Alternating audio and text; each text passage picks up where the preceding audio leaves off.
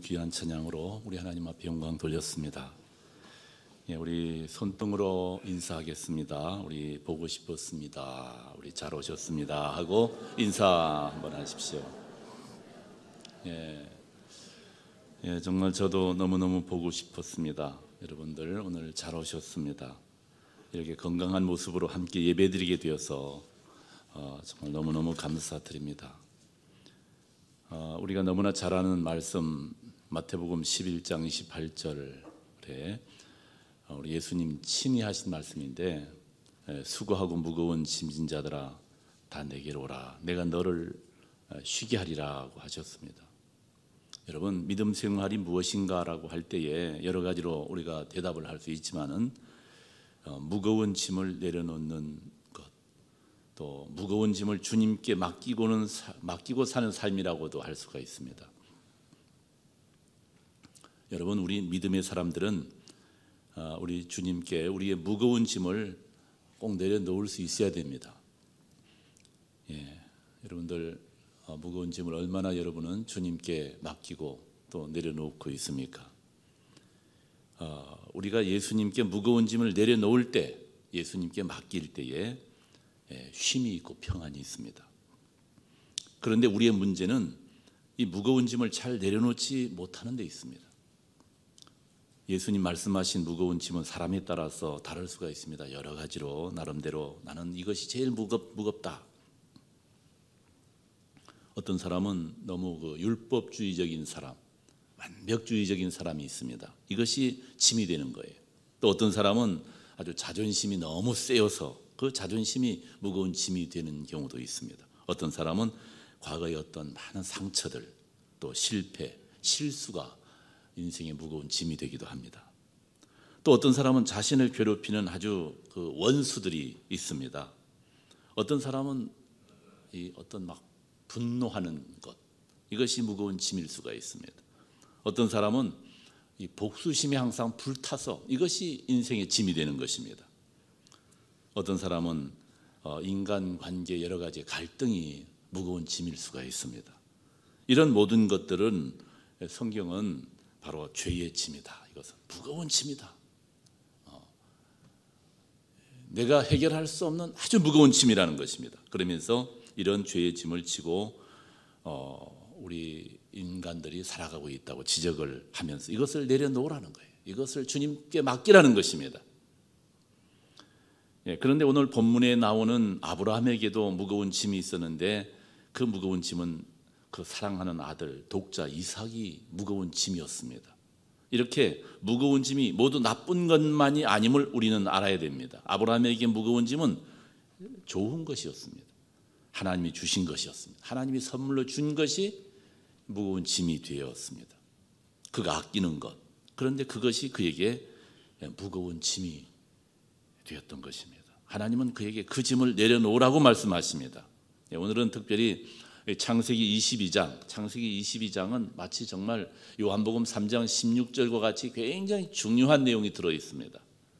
그래서 오늘은 창세기 22장을 중심으로 말씀드리려고 하는데, 22장 1절 2절에 보면 이렇게 나옵니다. 그 일 후에 하나님이 아브라함을 시험하시려고 그를 부르시되 아브라함아 하시니 그가 이르되 내가 여기 있나이다. 여호와께서 이르시되 내 아들 내 사랑하는 독자 이삭을 데리고 모리아 땅으로 가서 내가 너에게 일러준 한 산 거기서 그를 번제로 드리라 하십니다.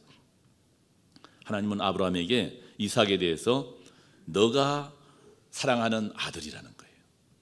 너가 진정 사랑하는 독자 이삭이라고 말씀하셨습니다. 그리고 아브라함이 가장 사랑하는 독자 이삭을 모리아 땅에 가가지고 하나님이 일러준 한 산 거기에서 그를 번제로 드리라고 말씀하십니다.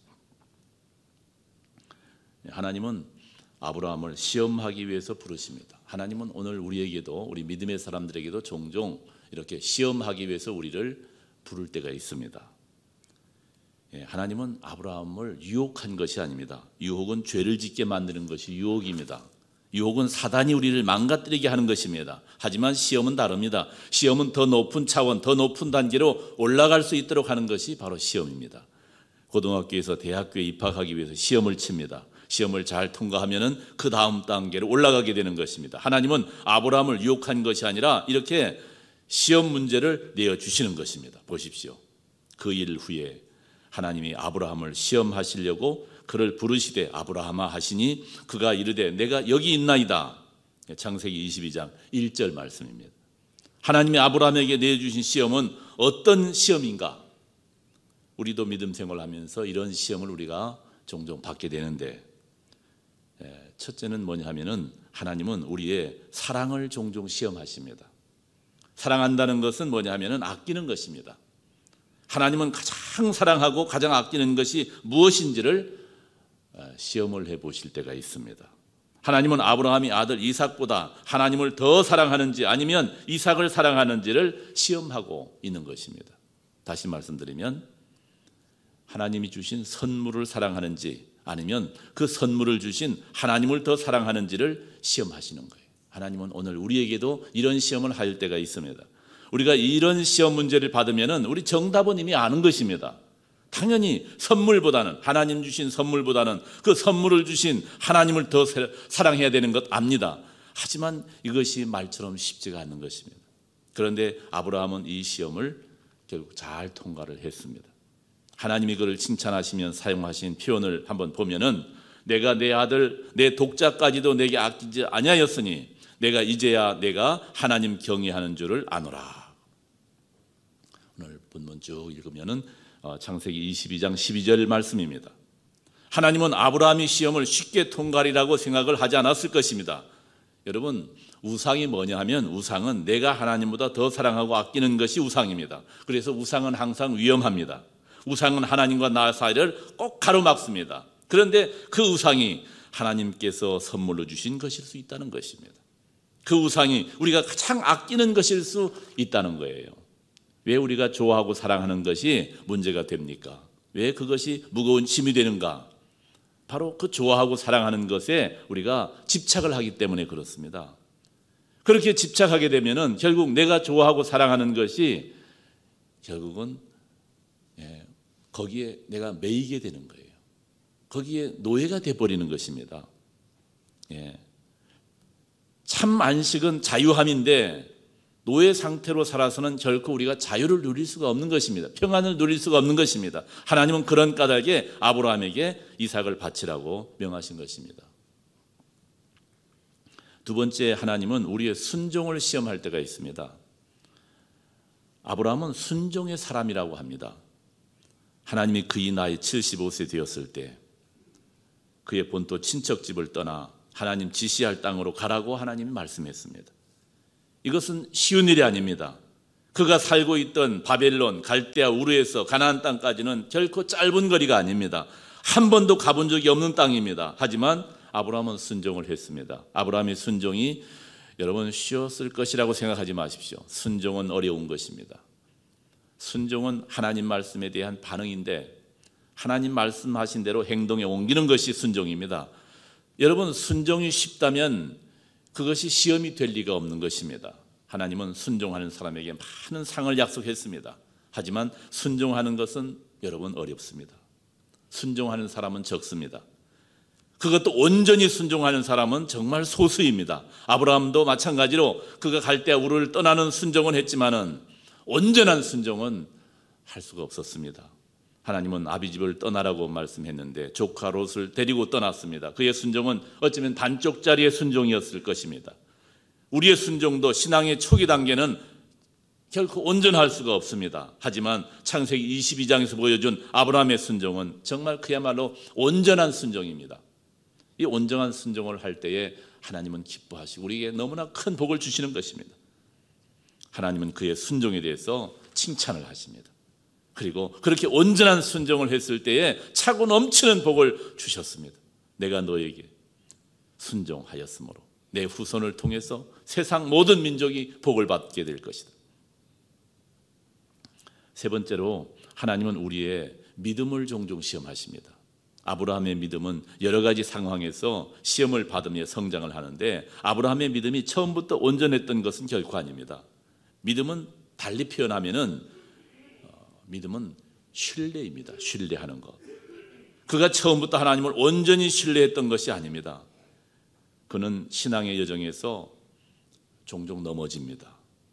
하나님을 신뢰하기보다는 자신의 꾀를 신뢰하고, 그래서 자기 아내 사라를 우리가 아는 것처럼 2번이나 누이라고 거짓말을 합니다. 그가 거짓말을 한 것은 하나님이 그를 온전히 지켜주실 것이라고 믿지 못했기 때문인 것입니다. 신뢰하지 못했기 때문입니다. 하나님은 그에게 후손을 주겠다고 약속했지만은 그 약속을 온전히 신뢰하지 못하고 처음에는 조카 롯을 후사로 생각하고 데리고 갔습니다. 조카 롯이 그의 곁을 떠났을 때는 그의 충성된 종 엘리에셀을 자기 후사로 생각을 했습니다. 하나님이 엘리에셀은 너의 후사가 될 수 없다고 말씀하니까 이번에는 하갈을 통해서 이스마엘을 낳았고는 그를 자기 후사로 생각을 했습니다. 이렇게 그의 믿음은 여러 번 흔들렸습니다. 그럼에도 하나님은 아브라함을 결코 포기하지 않습니다. 거듭거듭 기회를 주셨습니다. 아브라함이 나이 99세가 되었을 때 하나님은 그를 찾아오셔서 아들을 주겠다고 말씀을 했습니다. 이 창세기를 보면 그의 믿음과 사라의 믿음이 흔들립니다. 잠시 흔들립니다. 하지만 거듭 하나님이 아브라함과 사라를 설득을 하고 말씀을 주시고 그들 안에 믿음을 넣어주심으로 놀라운 기적을 경험하게 하십니다. 이것이 바로 하나님이 우리에게 주시는 하나님의 은혜인 것입니다. 아브라함은 그의 실패를 통해 하나님을 더 신뢰하게 됩니다. 그의 거짓말과 불신앙에도 불구하고 계속해서 찾아오시는 하나님의 사랑으로 하나님을 더 정말 하나님 없이 살 수 없는 하나님을 이제는 온전히 신뢰하고 믿게 되었습니다. 창세기 22장에서 아브라함이 이삭을 바치는 순간에 하나님을 향한 그의 신뢰를 여기에 보여주고 있습니다. 하나님을 향한 신뢰는 하루아침에 그래서 생기는 것이 아닌 것입니다. 아브라함이 보여준 온전한 신뢰의 단계에 이르기까지 많은 회의와 좌절과 넘어짐의 과정을 통과해야만 했습니다. 사도 바울은 로마서에서 아브라함의 믿음을 이렇게 기록을 합니다.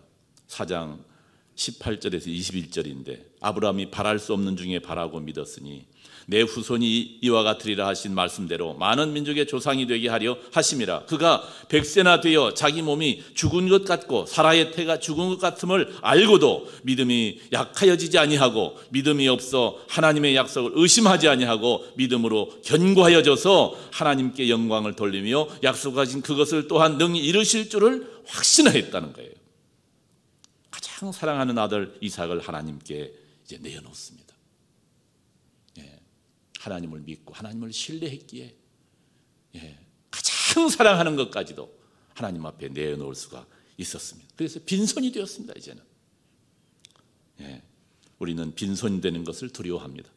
그런 까닭에 마지막 동전 하나라도 붙잡으려고 몸부림을 치는 것입니다. 남아있는 것이 있으면 마지막 순간이라도 그것을 의지하려고 하고 있습니다. 그것을 붙잡으려고 합니다. 하지만 우리가 모르는 것이 하나가 있는데 그것은 우리가 붙잡고 있는 것을 내려놓을 때에 더 좋은 것, 우리 믿음의 사람들에게 찾아오는 것을, 정말 좋은 것이 우리에게 기다리고 있는 것을 믿으시기 바랍니다.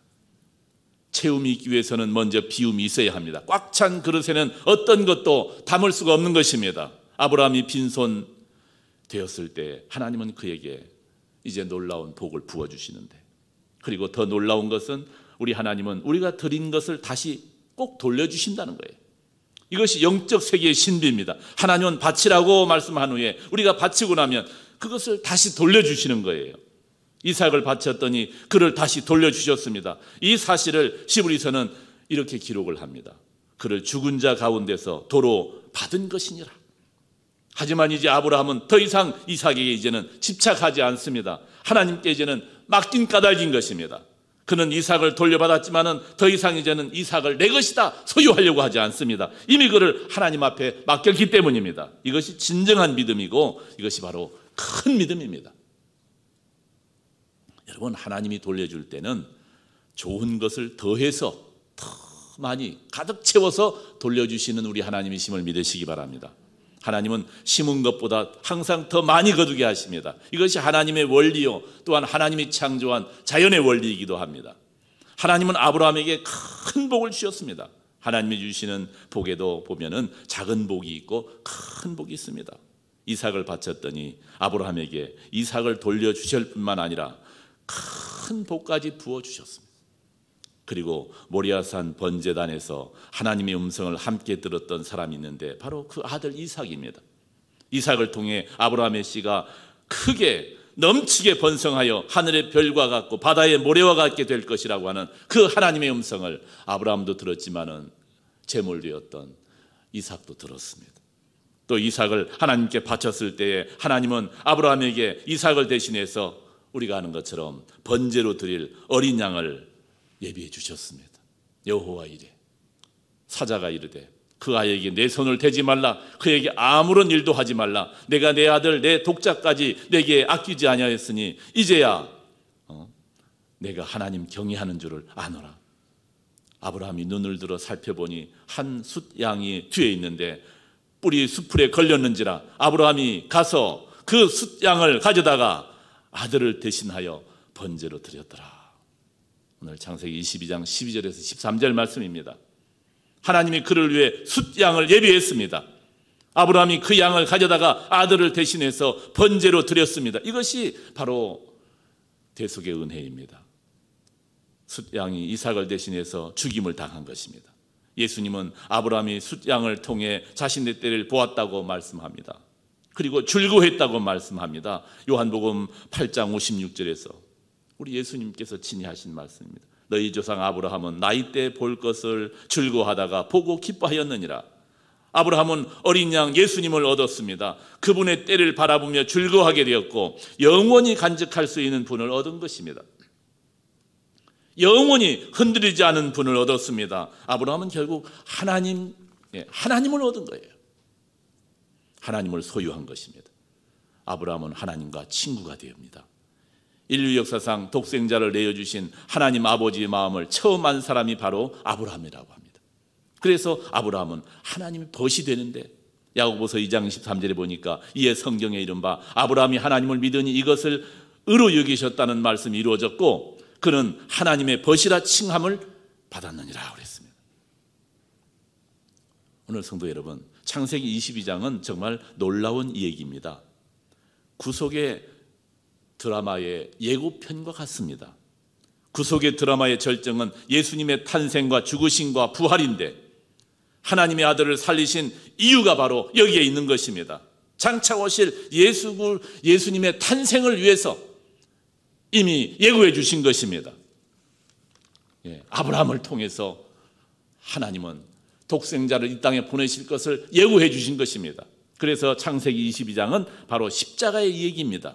아브라함이 이삭을 번제로 드렸던 장소는 모리아산인데 모리아산은 예루살렘입니다. 솔로몬이 성전을 지은 곳입니다.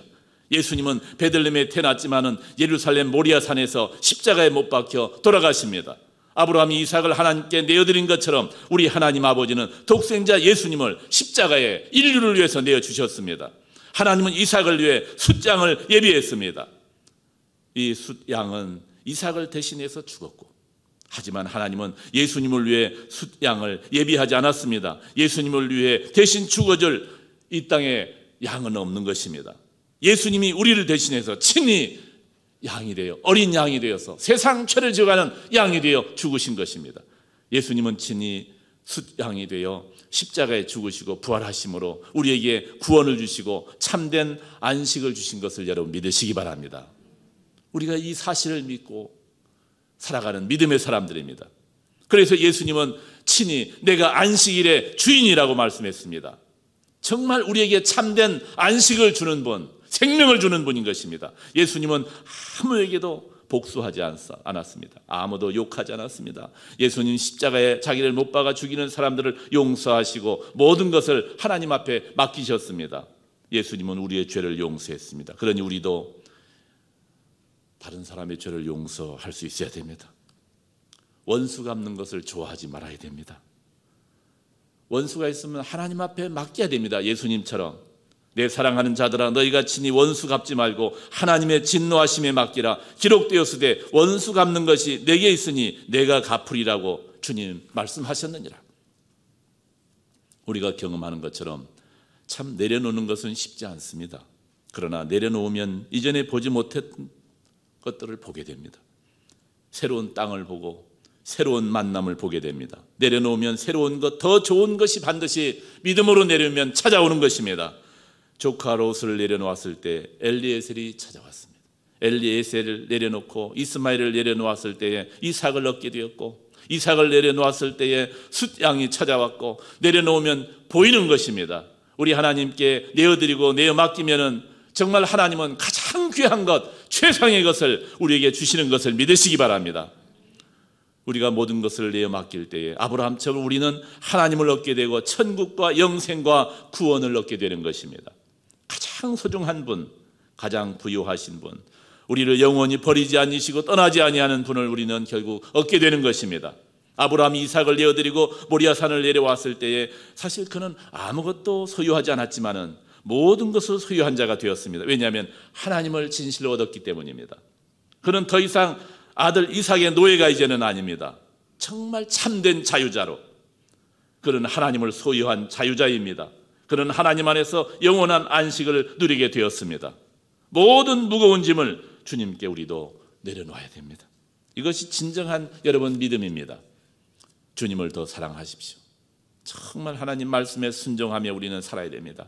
우리 믿음의 조상 아브라함의 길을 함께 따라가는 우리 성도님들 다 되시기를 주님의 이름으로 축원합니다. 기도하겠습니다. 그 크신 하나님의 위대한 사랑, 오늘 우리 다시 깨달아 알게 하여 주옵소서.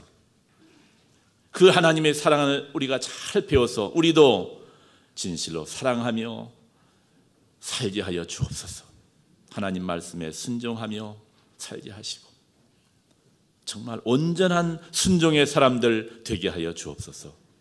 정말 믿음의 사람, 온전히 하나님 아버지를 신뢰함으로 모든 것, 가장 귀한 것까지도 맡기고 사는 믿음의 사람들이 되게 하여 주옵소서. 그래서 우리 아브라함, 믿음의 조상 아브라함처럼 참 안식과 기쁨과 평안과 참된 자유의 길을 걷게 하시고 복된 믿음의 길을 가는 우리 성도들이 다 되게 하여 주옵소서. 예수님 이름으로 기도드리옵나이다. 아멘.